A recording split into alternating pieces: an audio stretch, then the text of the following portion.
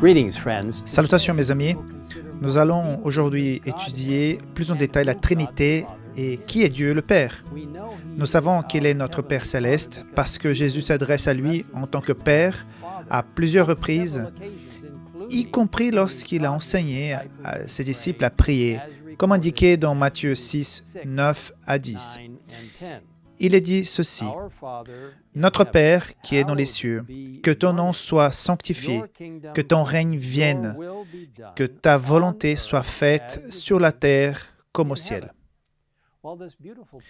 Alors que cette belle prière implique une invitation à une relation directe et extrêmement personnelle avec le Père, certains voient Dieu le Père comme le Dieu dur et vindicatif de l'Ancien Testament, et Jésus comme le Dieu accueillant et aimant du Nouveau Testament. Mais cette vision est-elle vraiment exacte? Notre troisième croyance fondamentale, en tant qu'adventiste du septième jour, dit ceci: Dieu, le Père éternel, est le Créateur, la source, le soutien et le souverain de toute la création. Il est juste et saint, miséricordieux et compatissant, lent à la colère, riche en bienveillance et en fidélité. Les vertus et les facultés manifestées par le Fils et le Saint-Esprit sont aussi révélatrices du Père. Bien entendu, cette croyance fondamentale est fondée sur de nombreux passages des Écritures, comme toutes nos croyances en tant qu'adventistes du septième jour. Vous pouvez trouver des passages de la Bible relatifs à Dieu, le Père, et étudier ce sujet plus en profondeur sur le site adventiste.org. Maintenant, examinons un instant pour comprendre qu'en fait, c'est toujours le même Dieu de l'Ancien et du Nouveau Testament qui agit pour le salut de son peuple. Dans Hébreux chapitre 1, versets 1 et 2, nous lisons: « Après avoir autrefois, à de nombreuses reprises et de bien de manières, parlé à nos ancêtres par les prophètes, Dieu, dans ces jours qui sont les derniers, nous a parlé par le Fils. Il l'a établi héritier de toutes choses, et c'est par lui aussi qu'il a créé l'univers. » L'Ancien Testament décrit Dieu, le Père, de différentes manières. S'adressant à Israël, Moïse a fait référence à Dieu en tant que Père rédempteur en disant: « N'est-il pas ton Père, ton Maître ? Je suis un Père pour Israël, déclare Dieu par l'intermédiaire du prophète dans Jérémie 31, 9. Éternel, c'est toi qui es notre Père. S'écrit Ésaïe dans 64, verset 7. Le psaume 103, verset 13 nous donne une image merveilleuse et compatissante de Dieu. Comme un père a compassion de ses enfants, l'Éternel a compassion de ceux qui le craignent. Dans Malachie, le dernier livre de l'Ancien Testament, Dieu déclare au chapitre 1, verset 6, « Je suis le Père ». Et dans Malachie, chapitre 2, verset 10, le prophète demande: « N'avons-nous pas tous un seul Père? N'est-ce pas un seul Dieu qui nous a créés ?» Tout au long de l'Ancien Testament, Dieu est reconnu comme plein de grâce et de miséricorde. Notre Dieu est rempli de compassion, chante le psalmiste et affirme que sa bonté dure éternellement. Et si Dieu est miséricordieux, sa miséricorde ne peut être exigée ou gagnée. La miséricorde de Dieu ne pardonne pas aveuglement, mais elle est guidée par les principes de justice et de sainteté. Ceux qui rejettent sa miséricorde et son pardon subiront les conséquences de ce choix. Dans l'Ancien Testament, nous voyons un Dieu qui désire ardemment être avec son peuple. Comme l'indiquent ses paroles à Moïse, « Ils me feront un sanctuaire et j'habiterai au milieu d'eux. » Il est également considéré comme un Dieu rédempteur, le Dieu de l'Exode qui a miraculeusement conduit une nation d'esclaves vers la liberté. Dieu le Père n'est pas un Dieu distant et détaché. Il est très impliqué dans ce qui se passe ici sur Terre. Il peut être connu personnellement, comme l'a déclaré Job. Malgré ses nombreuses épreuves, il s'est dit: « Je sais que celui que me rachète est vivant. » Les psaumes sont riches en référence au Dieu de l'Ancien Testament comme étant un Dieu de refuge. Dieu est pour nous un refuge et un appui, un secours toujours présent dans la détresse, lit-on dans Psaume 46:2. Et est aussi Dieu de grâce et de compassion, lent à la colère, riche en bonté et en vérité. Le Dieu de l'Ancien Testament est également décrit comme un Dieu du pardon.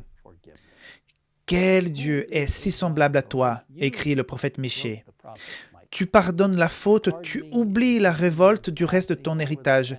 Il ne garde pas sa colère à toujours, car il prend plaisir à la bonté. Il aura encore compassion de nous, il piétinera nos fautes. Tu jetteras au fond de la mer tous leurs péchés.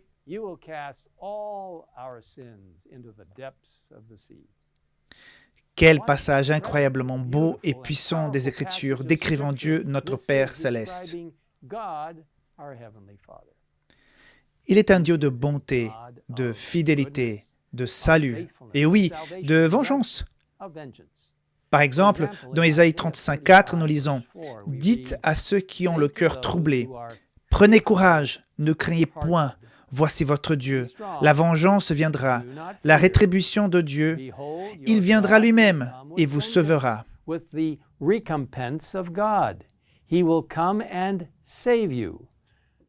Remarquez que la vengeance de Dieu est réservée à ceux qui ont refusé son appel, à ceux qui ont méprisé la miséricorde de Dieu et ont rejeté son offre de salut, bien qu'elle soit librement accessible à tous.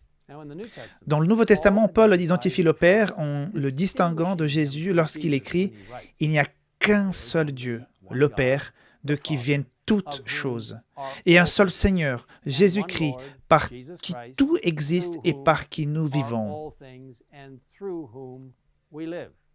Il reconnaît et adore également Dieu le Père lorsqu'il écrit « Je plie les genoux devant le Père, de qui toute famille dans le ciel et sur la terre tient son nom. »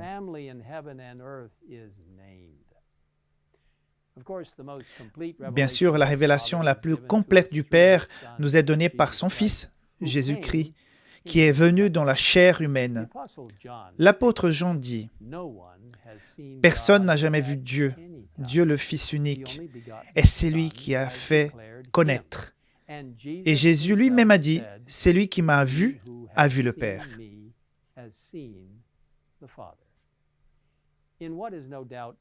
Dans ce qui est sans doute le verset le plus connu de toute la Bible, nous voyons l'amour du Père lorsque nous lisons. En effet, Dieu a tant aimé le monde qu'il a donné son Fils unique, afin que quiconque croit en lui ne périsse pas, mais ait la vie éternelle.